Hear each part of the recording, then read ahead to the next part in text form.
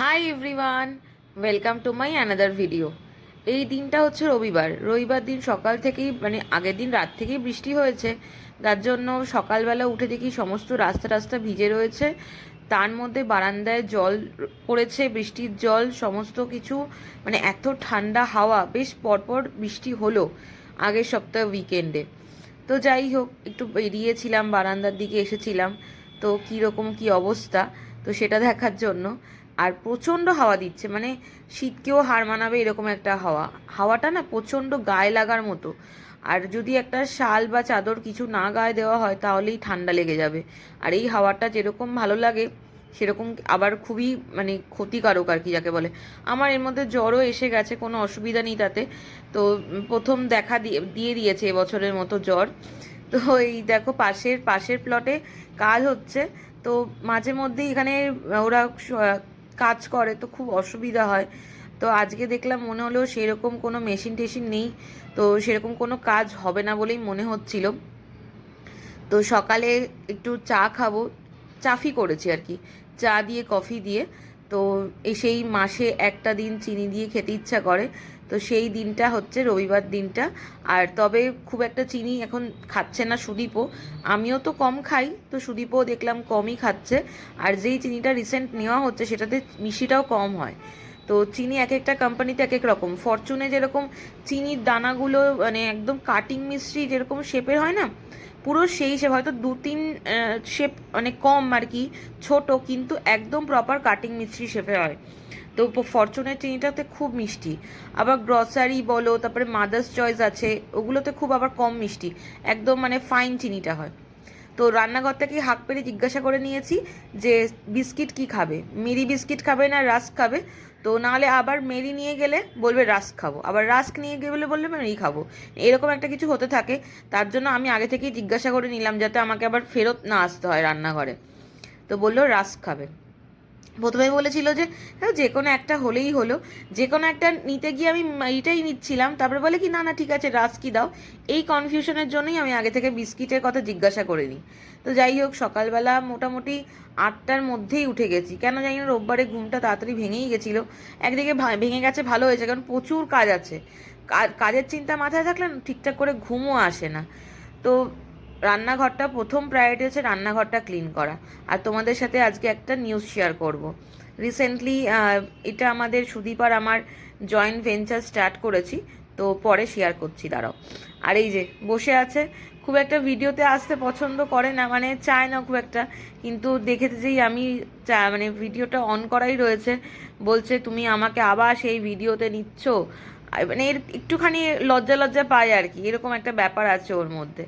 তো যাই হোক, দুজনে মিলে চা কফিটা চাফিটা খেলাম। তারপরে এই দেখো, রান্নাঘরটা পুরো ক্লিন করেছি, পেছনের টেপারগুলো অনেক নোংরা হয়ে গেছিলো। তো 2 মাস মতো হয়ে গেছে ক্লিন করেছিলাম। তো মাঝখানে টুকটাক ক্লিন তো চলতেই থাকে, কিন্তু এই পেপারগুলো চেঞ্জ করা হয়নি। আর তার মধ্যে সুদীপ ঠাকুরটাও দিয়ে দিয়েছে, যেহেতু আমার এদিকে কাজে দেরি হচ্ছে। এই যে ধূপ দিয়ে গেছে, আর আমার মা সারদা রয়েছে আমার রান্নাঘরে, সমস্তটা ক্লিন করেছি আজকে। পুরো টপ টু বটম রান্নাঘরটা এত ভালো লাগছে। রান্নাঘরটা ক্লিন করার পরে সব কিছু পরিষ্কার হয়ে গেছে, এবার লাঞ্চের জোগাড় করতে হবে, কারণ ওদিকে সুদীপের ঠাকুর দেওয়া হয়ে গেছে, ও লাঞ্চ করবে।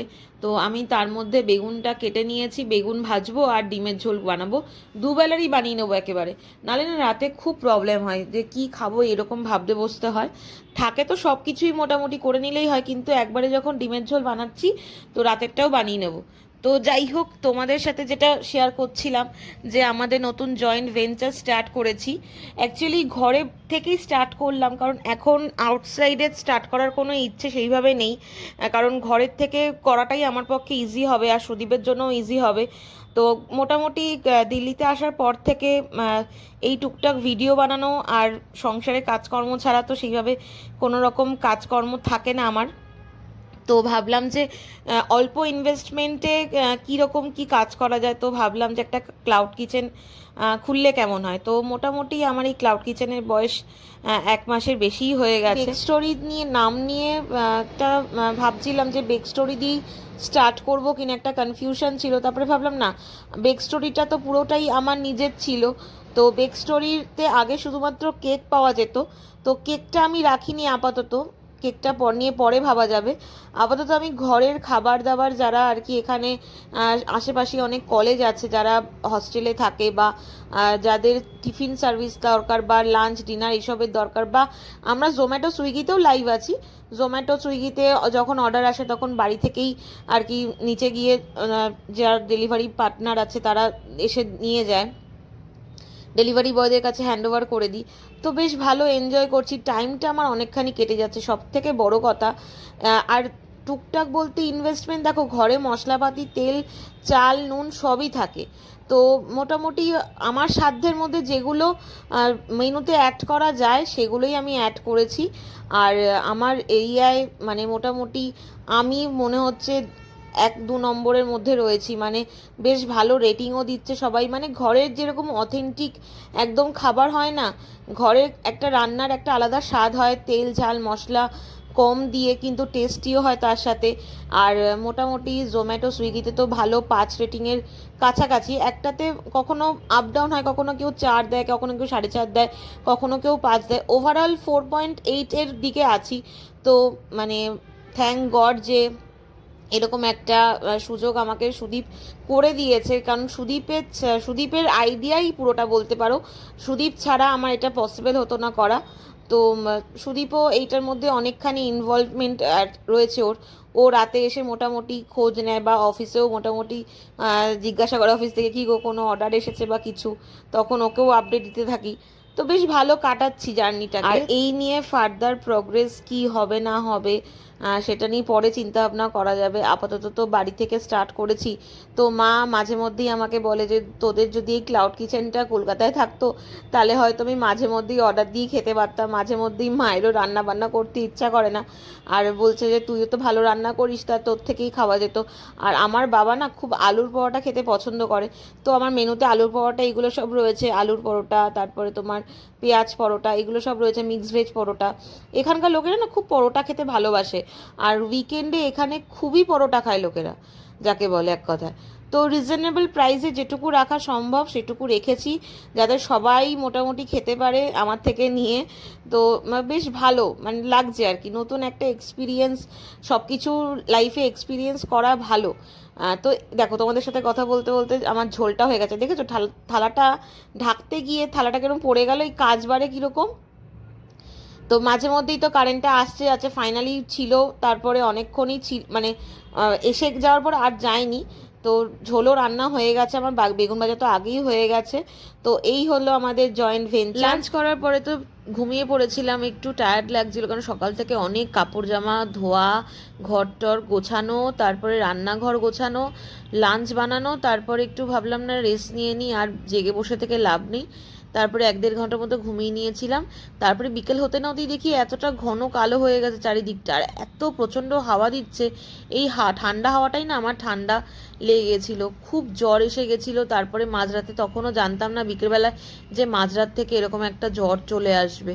আর আমার এই ব্যালকানিটাতে দাঁড়াতে এত ভালো লাগে, আর আমার ঘরের মেন ইউএসপি হচ্ছে এই ব্যালকানিটা, এতটা ভালো লাগে চারিদিকটা, মানে আরবান এরিয়া কিন্তু তাও ভালো লাগে বেশ আমার চারিদিকটা দেখতে, মেট্রো আসছে যাচ্ছে, বেশ ভালো লাগে এই জায়গাটা টাইম স্পেন্ড করতে।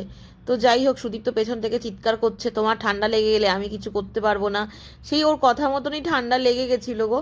আমার ঠান্ডা এতটাই লেগেছিল যে মানে নাক টাক বন্ধ হয়ে গেছিলো, রাতের বেলা জ্বর চলে এসেছিলো। তার মধ্যে একটা ডিজিটাল থার্মোমিটার আছে, সেটা কাজ করাও বন্ধ করে দিয়েছিল, কোনোরকমভাবে জ্বরটা টেম্পারেচারটা মাপা হয়েছিল। তো মোটামুটি 99 পয়েন্ট কিছু একটা ছিল। মোটামুটি সুদীপ বাড়িতে থাকলে মুড়ি টুড়ি খাওয়া হয়, কিন্তু সেদিনকে সুদীপও বলছে মুড়ি খেতে ইচ্ছা করছে না। আর এই ঝুড়ি ভাজাটা, আলু ভুজিয়াটা, ঝুড়ি ভাজা না আলু ভুজিয়াটা আনা হয়েছে, বেশ ভালো খেতে হলদিরামের। তো সেটা দিয়ে কফি খাচ্ছি। ও বললো মুড়ি খাবে না, তাড়াতাড়ি ডিনার করে শুয়ে পড়বে। ভাগ্যিস আমি ডিনারটা রেডি করে রেখেছিলাম সকালবেলায়, তো ভাতও বসিয়ে দিয়েছি আর ডিমের ঝোলটা গরম করে নেব। রবিবার রাত থেকে ওরকম একটা জ্বর চলে আসবে মানে ভাবার অতীত আমার, মানে এত সাংঘাতিক জ্বর চলে এসেছিল, মানে শরীরটা খুবই খারাপ লাগছিল। তার আগে থেকে বুঝতে পারছিলাম যে কিছু একটা হবে, কিছু একটা হবে। আর তার পরের দিন ছিল সুদীপের জন্মদিন, অন্তত ওকে ভেবেছিলাম যে অনেক কিছু রান্না করে খাওয়াবো, সেটা পসিবল হয়নি, শুধু ব্রাউনিটাই বানিয়ে ওকে দিয়েছিলাম। তো তোমাদের ভিডিওটা কেমন লাগলো আমাকে কমেন্ট করে অবশ্যই জানিও। চ্যানেলটাকে সাবস্ক্রাইব করো, ভিডিওটা পছন্দ হলে লাইক কমেন্ট শেয়ার করো।